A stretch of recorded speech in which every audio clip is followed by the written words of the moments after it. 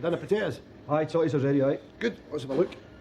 No, that's not going to do. There's still wee nicks of skin left in them, look. So? So that'll no do.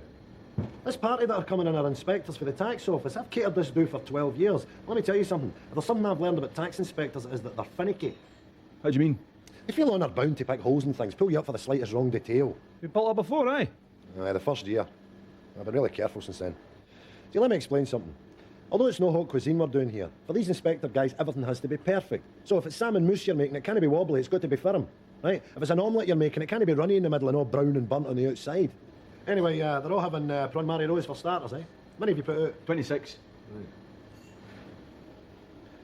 Right, they'll be here in a couple of minutes. So, we'll both start in the middle and work our way out to either end. Okay?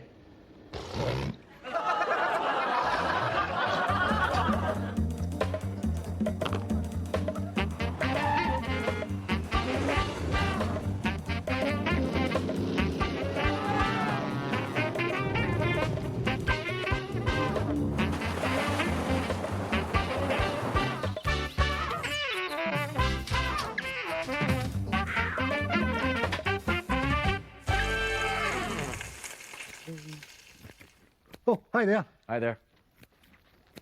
What are you doing? I am pruning this lemon tree, fella. Oh yeah, it looks as if it needs a prune right enough. Oh yeah, did I tell you those two girls have moved in next door? Noted. That's why I'm pruning this lemon tree. Don't see the connection. Well, I went down to the Chinese garden centre to buy this, because how cool is this going to be? When we invite those ladies round here for a, you know, an evening cool one, little freshener, how cool is it going to be when I just pluck one of these lemons off the tree for the drinks? Oh yeah, and then we go over to the bar, slice the lemons up, put it in the gins. See, that's the sign of a bad party. When you go and they don't have any fruit, any lemons to put in the drink. Perfect. And everybody knows the ladies love flora, fauna, plants, bushes and shrubbery. That's fantastic. Well, get this. I've made a list of other things that we need, right, to attract women in here. Let's see it. Right, get a load of this. Okay. Whoa, it says at the bottom of this list, £7,500. Well, that's what we're going to need to put the place straight. Okay, mind if I do a little bit of pruning? Okay, fire away. Waterbeds, we don't really... Waterbeds are great, though. Oh, yeah. Six and nine. No question, they're great, but we can't afford them. Okay. What about mood lighting? No, you need mood lighting. That's important. The women come in here, you get the remote control, you put the mood lighting down. Oh, sweet. But could we not do with a dimmer switch out the B&Q? How much would that cost? I don't know, 12 quid? Saving. Okay. Digital stereo. A digital stereo. See, that's where it's at. The music's got to be right. If you get people in here that's a real crappy thing, that's no good. You've got to have the good music. Six and I bet a 70s tape recorder through there that would serve the purpose. I know it's the size of a suitcase, but needs must. Right. What's this? Laughing Boys. What does that mean? You don't know what Laughing Boys are? No. Right. What we do is we get 6 actors, right, to come here and sit here while the women are here. Every time you make a crack or make a statement, they howl with laughter, right? And that impresses the chicks, you see? Fantastic, but it's 100 quid a skull times 6. Too much. All right, fair enough. There's nothing on that list we can afford, Ford. Yeah. We'll get the lemon tree. That's all we got, the lemon tree. Right.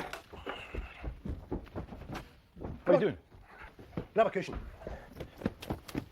We waft the scent from the lemons, right, into the landing. They smell it and they come in. Genius. Come on. Come on, ladies. Smell those lemons. 17 black.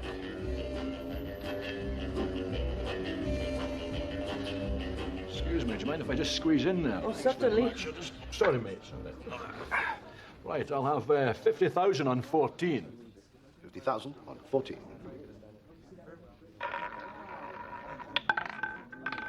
$26 black. Oh, dear.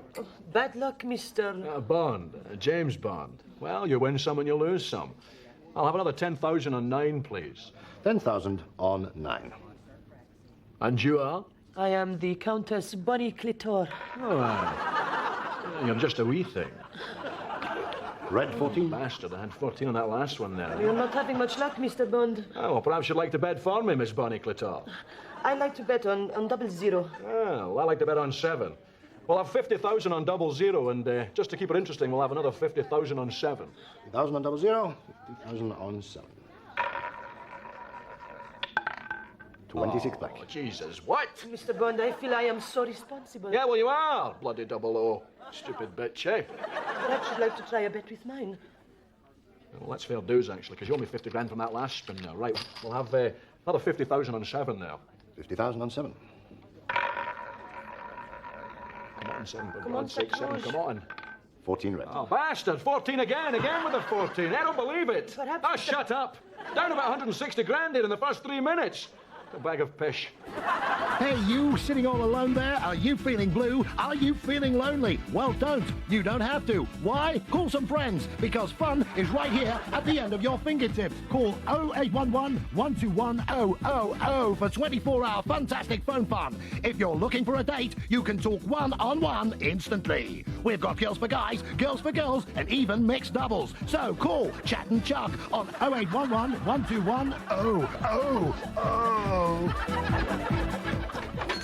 Hello, sir. Good evening. It's lovely out tonight, isn't it? Aye, it is, aye. You were in last night, weren't you? Yeah. Buying pita breads, eh? I remember. Pita breads and onions and tomatoes and some green chilies. And I couldn't help noticing you bought some chicken for next door as well. You making a curry, were you? Yeah, I was, yeah. No piazza, was it?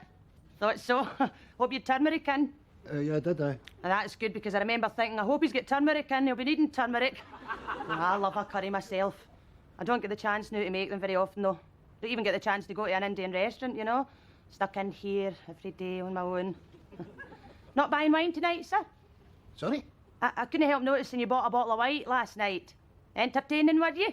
Well, as a matter of fact, I was cooking for my girlfriend. First time you cooked for her, was it? Aye, it was, aye.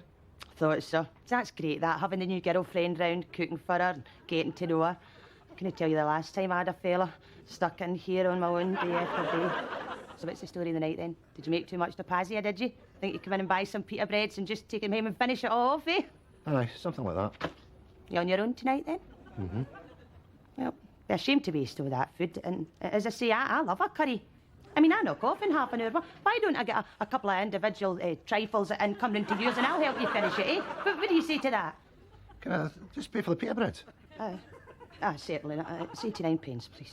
Thank you. That's 11 change. There you are. What about maybe a wee cup of tea later? Your girlfriend will not be around forever. Then where'll you be? Lindsay, I think you're lovely. And I would really like to get with you.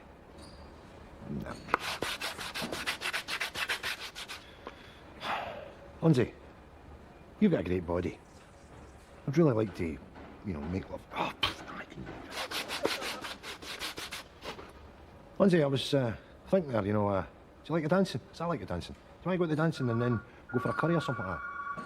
Nah, it's too heavy. Charlie, phone for you. Who is it? Don't know, some bud. Oh, Hey, Lindsay. What? Fancy going for a curry tonight?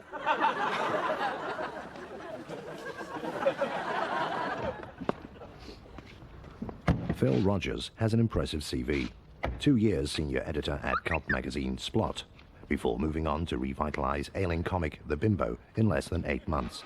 Now Phil reckons he has met his biggest challenge yet, becoming editor-in-chief of the children's comic book The Crackle. In just 5 years, The Crackle's circulation has dropped dramatically from 3 million copies to just 250,000 per issue. It's Phil's job to turn it around, and needless to say, some of the artists are wary of the impending changes. Well, I started 29 years ago. Mr. McIntyre himself started me. He gave me the job. That's when he was still living, of course. And I created... Yeah. I actually created Handy Ted.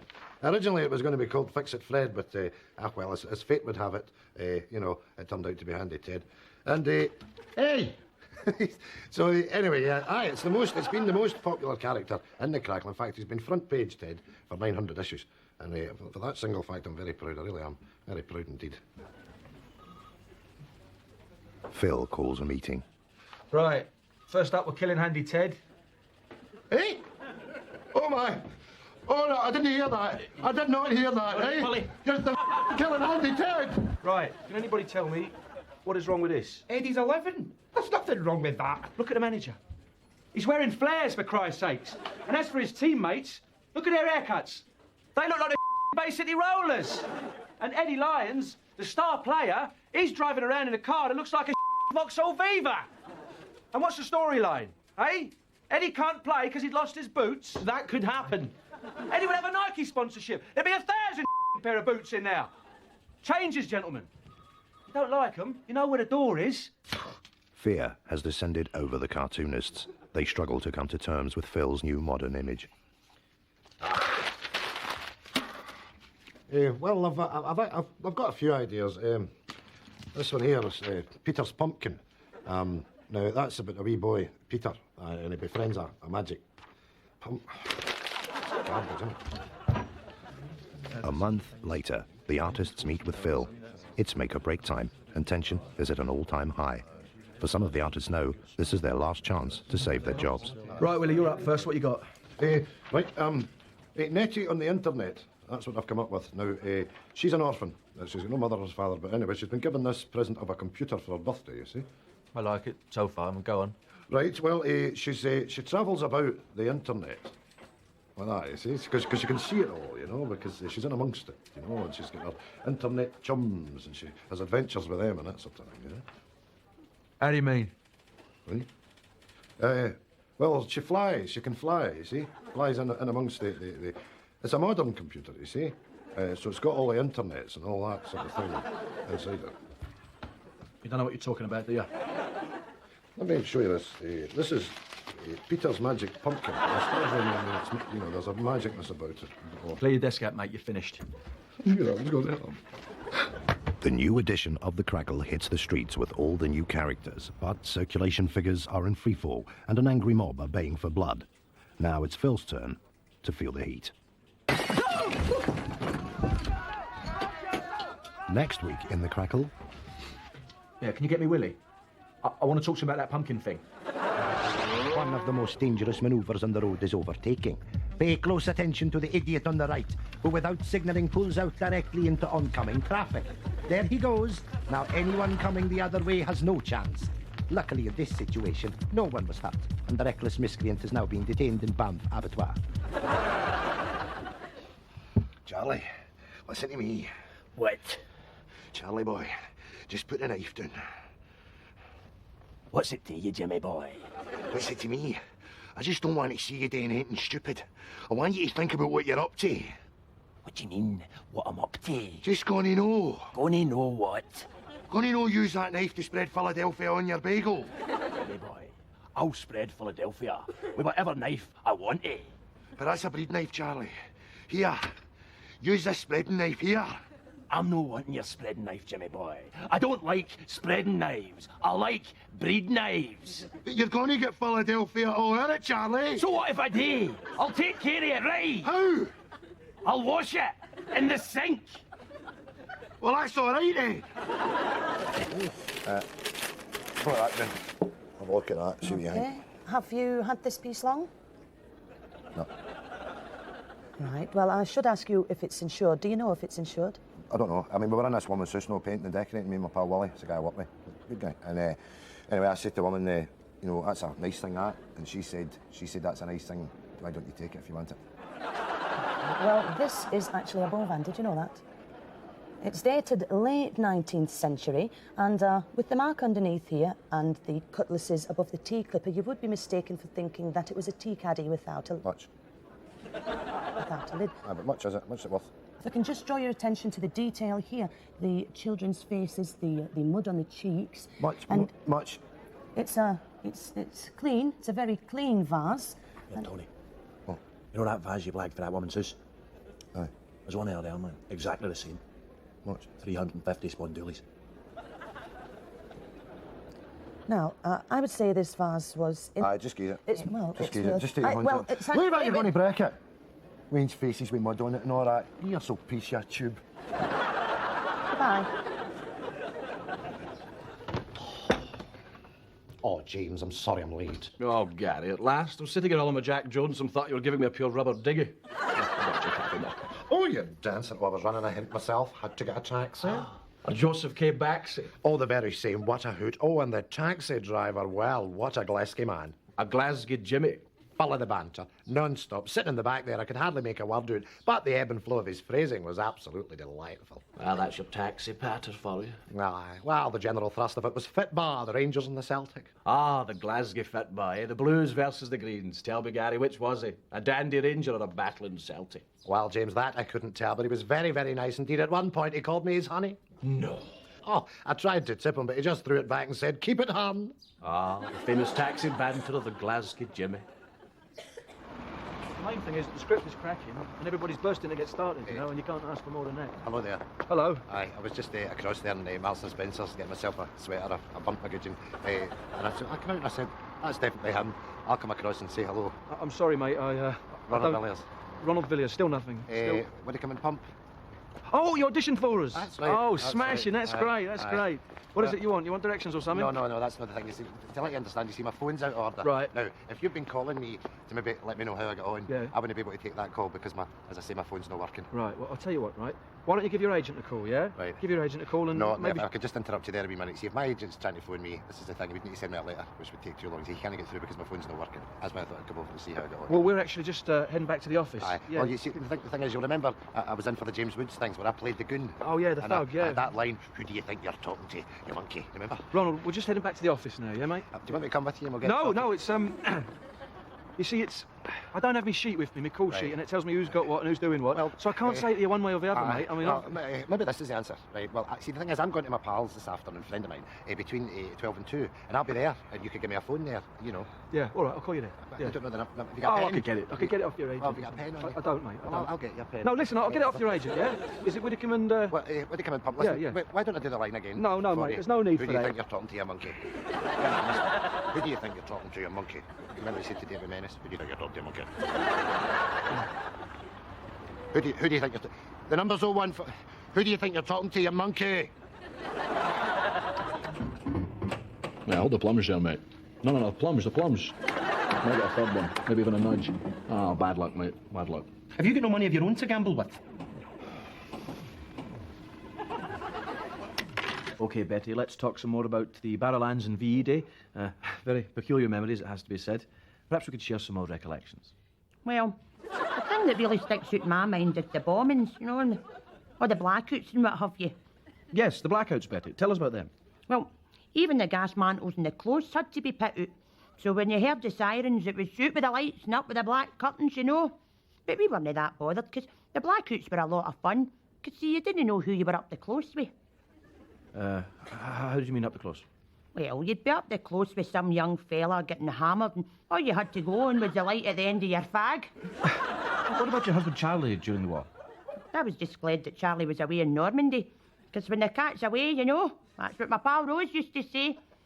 I mind meeting this boy at a party. Now, he had managed to avoid the draft and I couldn't his horns. His hands?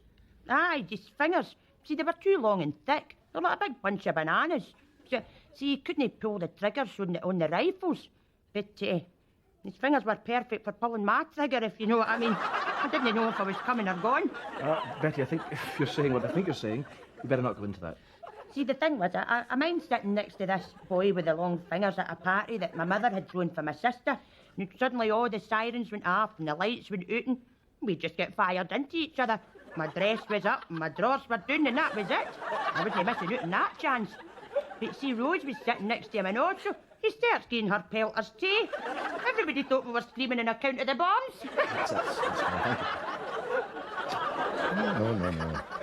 We didn't have any of these herpes simplex viruses or the AIDS or any of these venereal hybrids, no. See, when I was younger, you just used to get a big, fat, itchy, bleeding bobby, you know. None of that. The one onion would blow up like a balloon. That was sore, you know. Then it would be the umbrella shot. Right up the eye. Oh, hello. What could that be?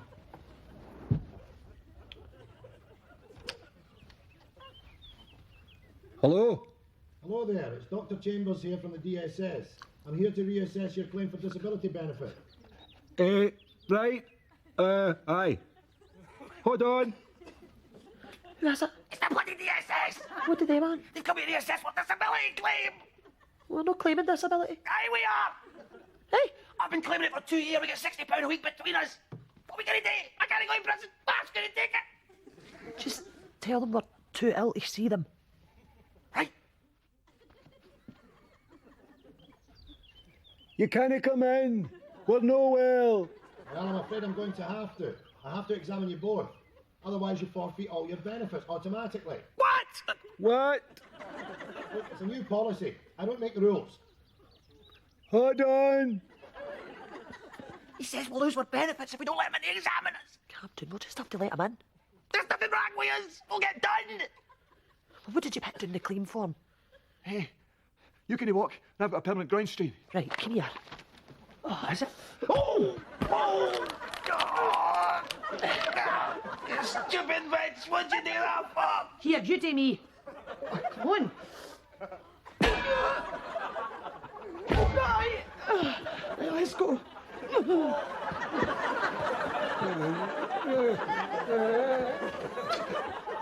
Come away in, Doctor. Thanks very much. Right, Mr. Afsar. Oh. After's next door, mate. 24B. No, that's all. And remember to bear in mind, of course, that these are semi-precious gems, hence the price of £49.99. What a disgusting bracelet. Plus £3.95 post and package. OK, now what we're going to look at next is something really special indeed. It's the ladies' tennis bracelet. 52 diamond air stones, all set in beautiful, lustrous 9-carat open, gold. Richard. OK, now who would you buy such a thing for? Well, maybe you would want to buy it for an anniversary present. Nearly had you there, Richard. Or indeed a birthday present or a graduation present. Now, that would Nearly be had nice. ya. No, you didn't see this earlier on in the programme, because this is the first time for the tennis bracelet on QSC at a price of £125.99 with an order number of 506209. Now, it's not, I'm not doing it any favours by draping it over the back of my stubby old hand. You really ought to see it on the beautiful Paula. I'll get you before the break. Sure. To please anyone indeed that you buy this thing for. You know the girl that presents the makeup hour? Julie Lovely, I think you'll agree. Take one more look. Her name's at Liz. Well, this beautiful morning she got a new contract, Richard. Bracelet. Call now if you want to order this thing, and this soon could be gracing the wrist of your She's on £5 more than you. bitch. Now the earrings. Let's have a look at them. Later tonight, our season of Tartan Briefs continues with The Muthi.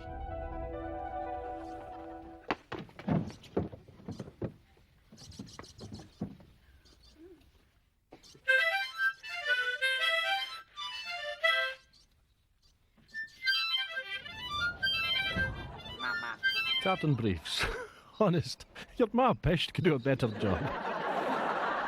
Hey, your jumper's looking good. Your end of show jumper. Yeah, it's very warm too. Yeah, yours is nice too. Yeah, very Val Doonikish. Yeah, very pericomo. Yeah. You know, I'm glad we didn't let those girls in. Ah, me too. I don't know what I would have said to them. What would have been your opener? I would have probably started with something traditional and safe, like, all right, ladies. All right, ladies. You know where you stand with a phrase like that? I don't like the sound of that. It's a bit non-PC. Well, it's okay in an ironic sense. I suppose so. All right, girls. All right, ladies. Yeah. Do you know what I hate? What's that? I hate guys that make that phrase to other guys. You know, that actually say, all right, ladies. So you're sitting in the pub, you're with your friends, and a guy who comes in who's on the fringes of the friend gang and says, all right, ladies. All right, ladies. Ooh, and you feel a wee bit, it's a horrible thing to say to another human being. All right, lassies. They'll say, you want a drink, girls? Like Speaking that. of drinks, do you want to... I'm absolutely parched. I could go an Iron Brew or a cola or something like that. Well, I'll go to the bar and get us a libation. Good. There's a good girl. Why? Good night. Godspeed.